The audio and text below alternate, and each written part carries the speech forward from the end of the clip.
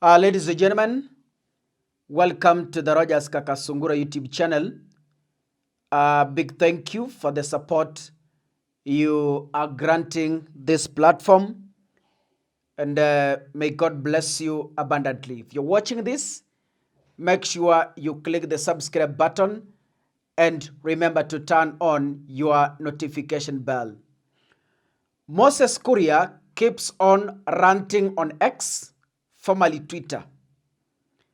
And today marks the third post he is doing, hitting Rigathi Gachagua after resigning from the position of the senior political advisor in William Ruto's government.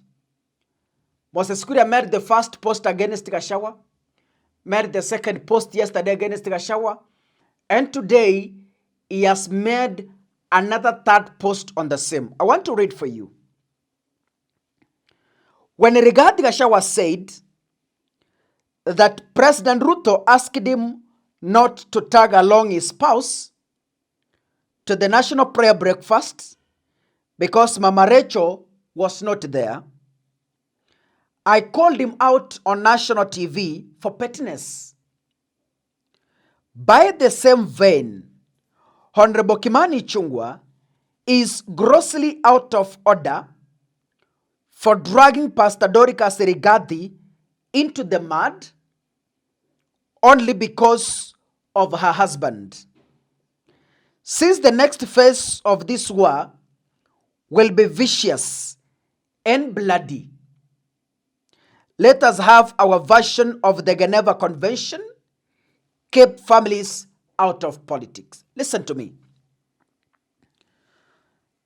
There's a statement here which has ignited my inner anger.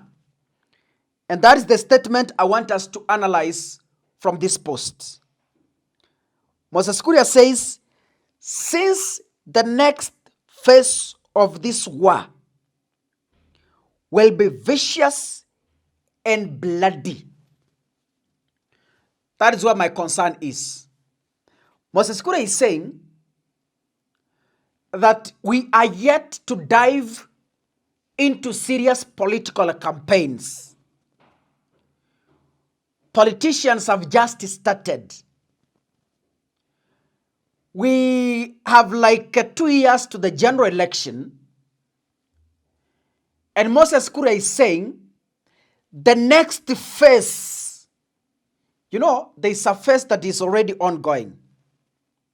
The phase where we have not seen the correct path of Kenya's politics. So Moses Kuria is saying, after this phase ends, the next phase means the time IEBC is going to officially announce that the campaigns have started.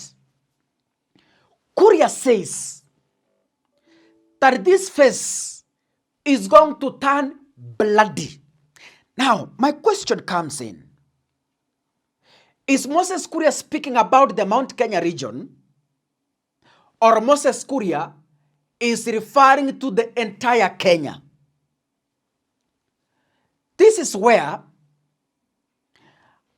our bodies should be very careful. IEBC and other responsible bodies, if they at all care, Moses Kuria should be summoned to go and explain the bloody phase is talking about. Listen, Kenyans. Sometimes Moses Kuria's mouth is loose, but again, he rarely misses his target. Moses Kuria is out of government, but in government. He said he has resigned to confuse the people that he is no longer in government. But whatever Moses Kuria speaks, he is the mouthpiece of the powerful politicians in Kenya, William Samoei Ruto. When Moses Kuria speaks, someone is speaking through him. All of us are yearning and praying that in the next general election, we never go back to what we saw in 2007. But Moses Kuria is carelessly saying that the next phase of politics is going to take us to 2007, which was bloody. Meaning, tribes will turn against each other. Kalenjins against Kikuyus. Kikuyus against Kalenjins. So I could wish, as the people of the Republic of Kenya, we refuse to be dragged into such silly sentiments. I call them silly with a lot of authority because, recently you saw on the news that a DCI officer buried his son who was killed during the Gen Z protests. A DCI officer is a police officer. Police officers have been accused severally of innocently killing Gen Zs. So a DCI is somewhere in Nairobi or Mombasa forgetting that he has a Gen Z who is on the streets with others. As you kill some people's children, also remember, if you're working in Nairobi, remember your kids in Kitale are also demonstrating. So huyu DCI alikuwa kazini tu as usual. Alafu anapigiwa simu kwamba mtoto wako ameletwa akiwa maiti. What am I trying to say? Moses Kuria says the next phase of 2027 politics is going to be bloody. He forgets that he's also in this country. He forgets that he has relatives in this country. He forgets that he has kids in this country. So, as you want Kenya to turn bloody, if Kenya burns, even your mother will burn. Even your aunt will burn. Even your cousins will burn.